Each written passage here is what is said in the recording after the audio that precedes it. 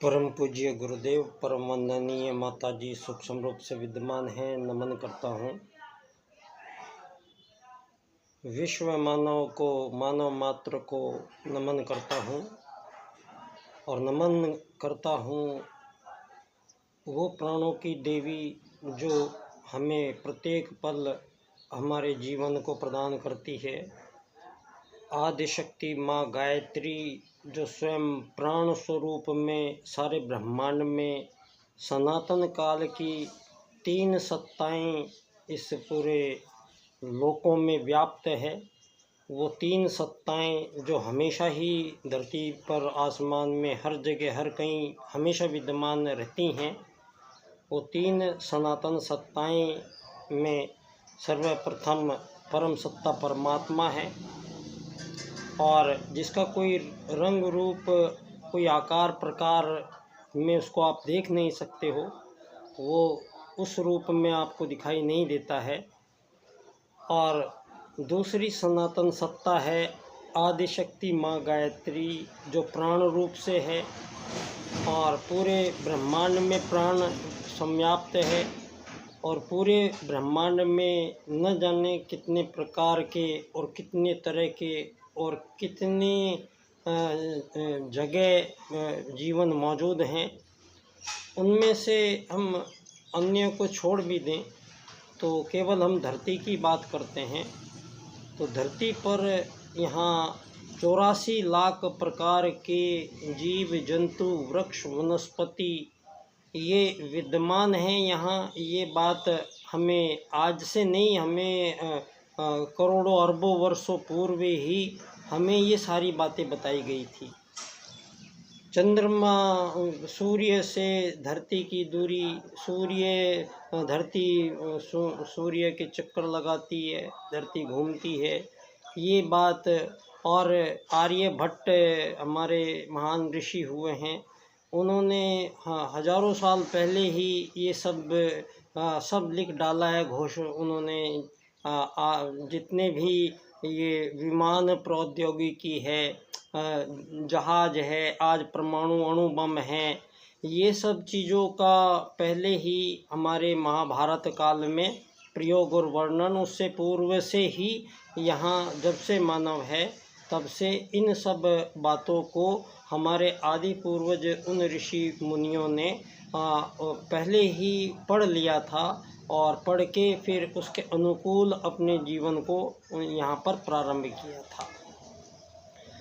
कहने का मतलब ये है कि यहाँ पर जो पश्चिम ने आकर और इन 2-2.5 हज़ार वर्षों में सारी मानव जाति को एक, जैसे जिस प्रकार से ब्रेन जैक कर लिया जाता है, तो इस तरीके से जो भी मानवों को इन लोगों ने बताया है, जो भी सिखाया है, जो पढ़ाया है, जो इन लोगों ने इतिहास की किताबों में लिख दिया है, जो इन 2.5 वर्षों में एक पूरा एक ऐसा षड्यंत्र हुआ है जो यहाँ धरती पर मानवों के लाखों करोड़ों वर्षों के जीवन काल को यहाँ पर इन लोगों ने झुठलाकर और सारी मानव जाति को भ्रमित किया गया है कि मानव जाति का आगमन धरती पर मछली बंदर से होते हुए इंसान अचानक से ही बन गए हैं बहुत सारे।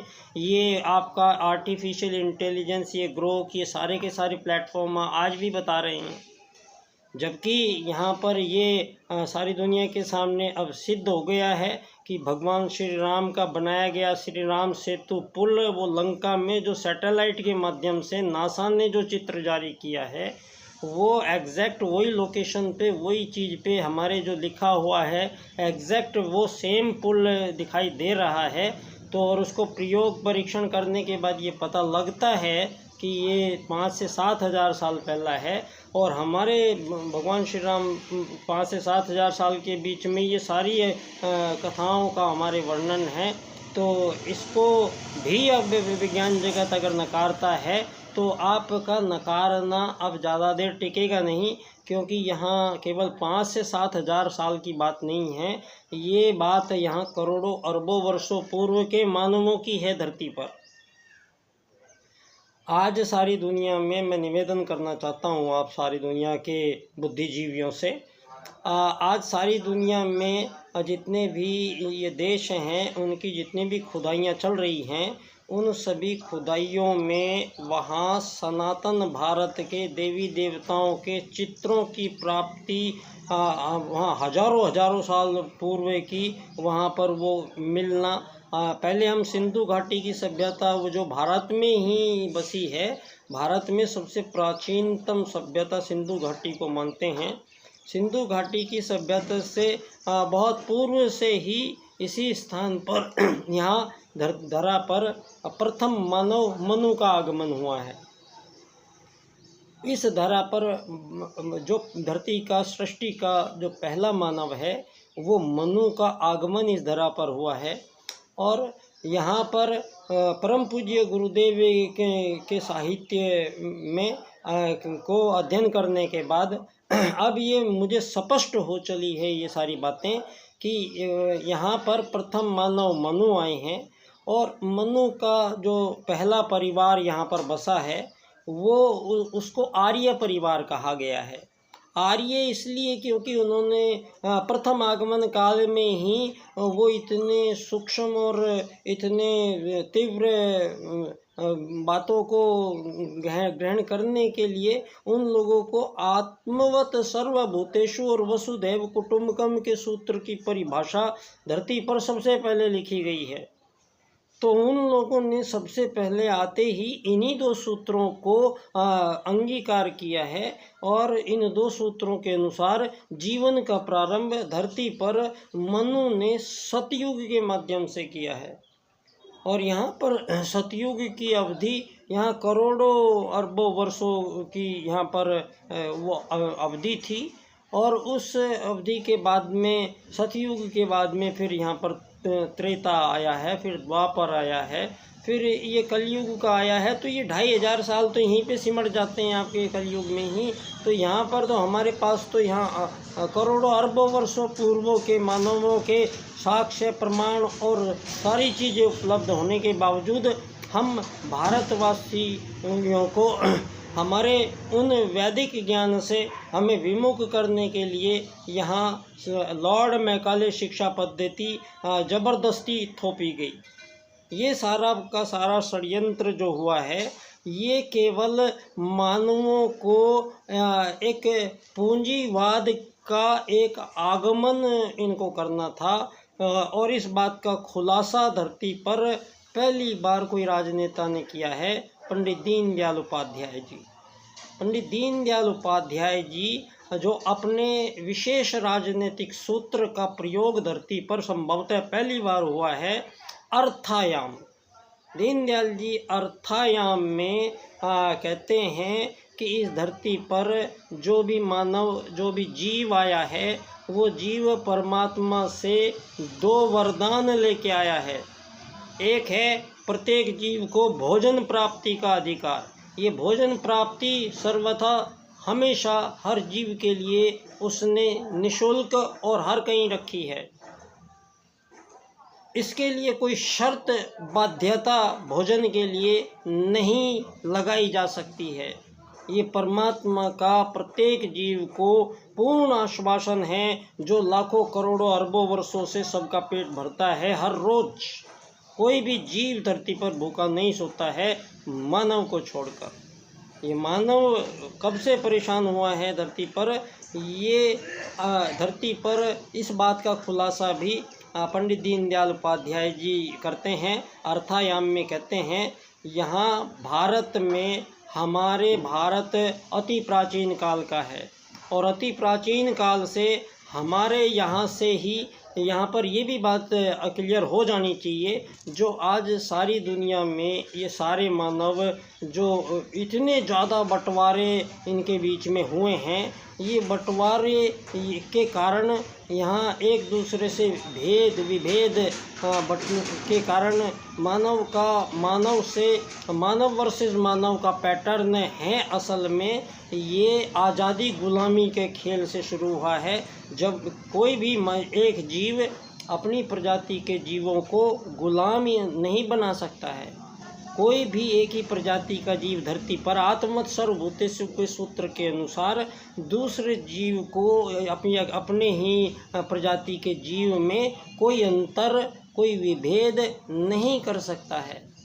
यहाँ पर प्रत्येक जीव, प्रत्येक प्राणी, प्रत्येक जाति का प्रत्येक जीव एक समान यात्रा के तौर पर धरती पर आता है। प्रत्येक जीव क्यों आता है?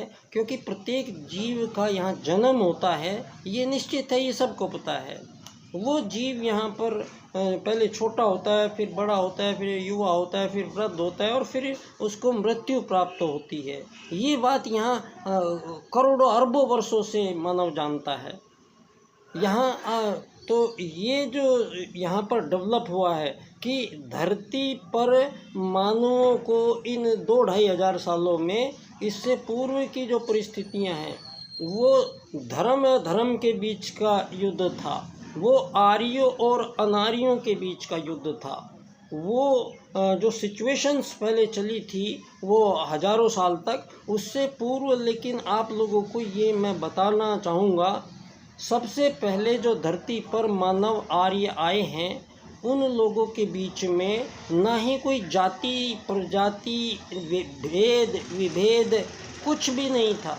वो सब आत्मवत् सर्वभूतेषु के सूत्र के अनुसार, यहाँ ना कोई राजा था, ना कोई प्रजा थी, ना कोई दंड था, ना कोई दांडिक था।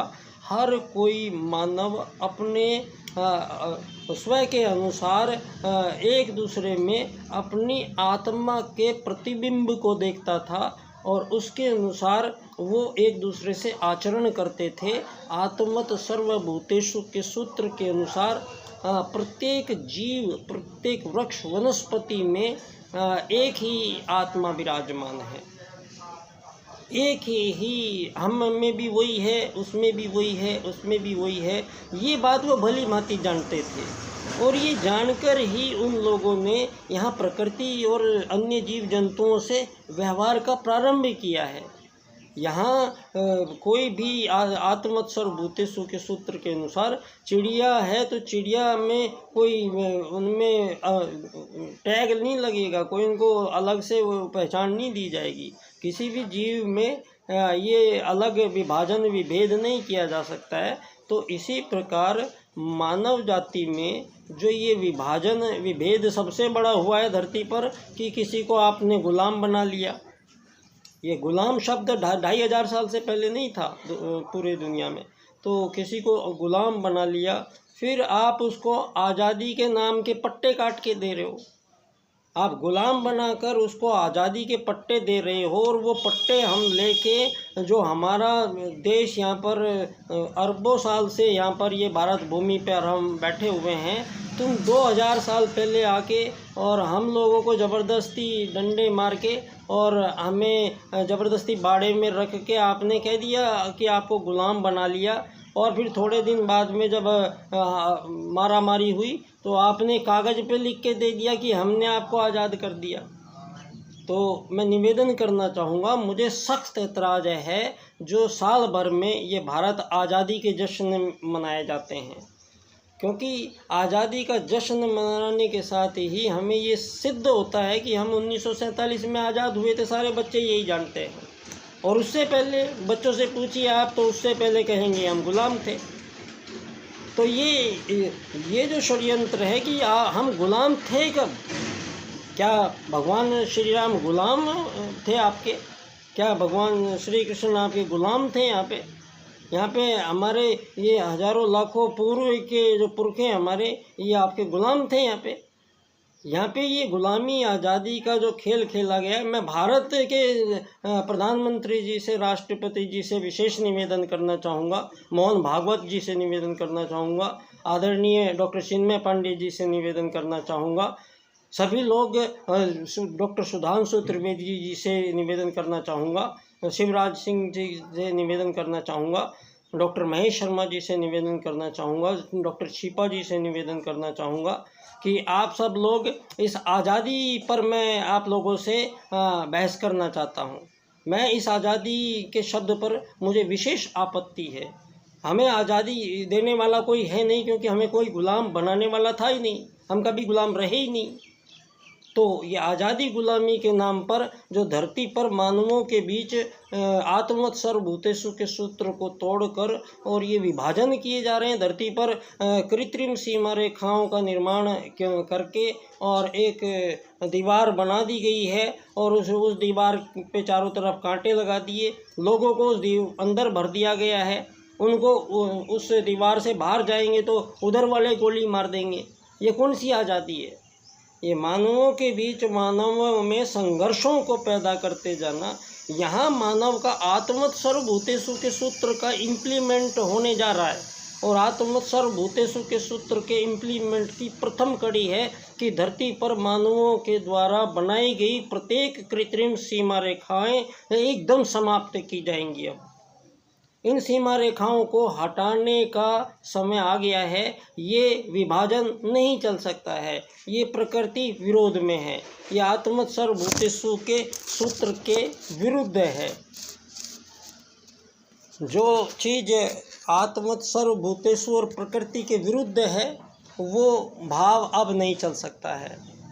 तो यहाँ अब पंडित दीनदयाल उपाध्याय जी, जिन्होंने 4 राजनीतिक सूत्र आप सारे विश्व राजनीतिज्ञों के सम्मुख प्रस्तुत किए हैं, उन्होंने मानव की पहचान को सबसे पहले दोबारा से आप लोगों को मौका दिया है, क्योंकि इन 2500 सालों में इस पश्चिमी सभ्यता ने मानव शरीर को उसके लिए रोटी, कपड़ा, मकान, चिकित्सा, स्वास्थ्य, सम्मान, दुकान, ये कुछ जो उसकी आवश्यकताएं हैं, उसकी आवश्यकताओं को उसका लक्ष्य घोषित कर दिया गया है और सारा कुछ उनकी प्राप्ति के लिए संघर्ष है। जबकि यहाँ दीनदयाल जी के अनुसार प्रत्येक जीव को भोजन का अधिकार और कर्म का अधिकार परमात्मा ने दिया है। तो यहाँ बेरोजगार और रोजगार की कोई परिभाषा थी नहीं। तो ये रोजगार और बेरोजगार की परिभाषाओं को दूर करने के लिए पंडित दीनदयाल उपाध्याय जी ने आर्थिक लोकतंत्र का अपना सूत्र प्रदान किया है और कोई भी धरती पर असमान ना रहे उसके लिए अंत्योदय का सूत्र उन्होंने प्रदान किया है। और मैंने गुरु जी की अनुकंपा से पिछले 25 वर्ष में मैंने इनके 4 सूत्रों को अध्ययन, मनन, चिंतन किया और इनके ये 4 सूत्र विशेष विश्व राजनीति का निर्धारण करते हैं और मानवों को इस अमीर, गरीब, मालिक, नौकर, ये आपका गुलाम और आज़ाद से और इन सब से कि आप पूर्व, पश्चिम, उत्तर, दक्षिण के हो, इनसे कि आप हिंदू, मुस्लिम, सिख, ईसाई, जैन, पारसी, बौद्ध हो, इनसे भी अलग आप विकसित, अति विकसित, अल्प विकसित, आप गोरे हो या काले हो, इन सभी विभेदों का समापन पंडित दीनदयाल उपाध्याय जी के 4 सूत्र करते हैं। और इन 4 सूत्रों का व्याख्यान इस विशेष क्रम से मैं उनकी जन्मस्थली धानक्या स्टेशन, जयपुर, राजस्थान, मैं 25 वर्ष से यहाँ उनकी जन्मस्थली पर 2-3 कार्यक्रम अपने संपन्न करते हैं। इस बार 25 सितंबर को हम प्रातःकाल गायत्री महायज्ञ वहाँ प्रारंभ करेंगे बाल्यकाल बाल संस्कार शालाओं के बच्चों के साथ। और उसके बाद हम एक यात्रा का आयोजन करते हैं, एकात्म मानववाद से वसुधैव कुटुंबकम की प्राप्ति। और इसी दिन मेरा व्याख्यान धानक्या स्टेशन पर ही एकात्म मानववाद से समग्र व संपूर्ण वैश्वीकरणवाद विषय है मेरा। और बच्चों से कुछ निबंध लेखन होंगे, उनको प्रमाण पत्र वितरण होंगे। आप सभी का स्वागत है, वेलकम है, आप आइएगा। और पंडित दीनदयाल उपाध्याय जी के ये 4 सूत्र किस प्रकार से इस आज युग परिवर्तन बेला में और युग निर्माण योजना के अंतर्गत ये कार्यक्रम जो राजनीति के निर्धारण का, उस विश्व राजनीति के निर्धारण का कार्य पूर्ण हुआ है, इस कार्य पर मैं पिछले 10 साल से तो लगातार मैं प्रयास कर ही रहा हूँ और आप सबके सम्मुख 25 सितंबर को सम्मुख होगा।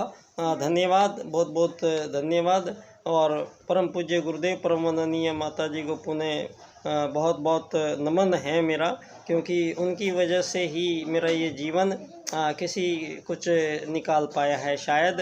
तो बहुत बहुत धन्यवाद आप लोगों का।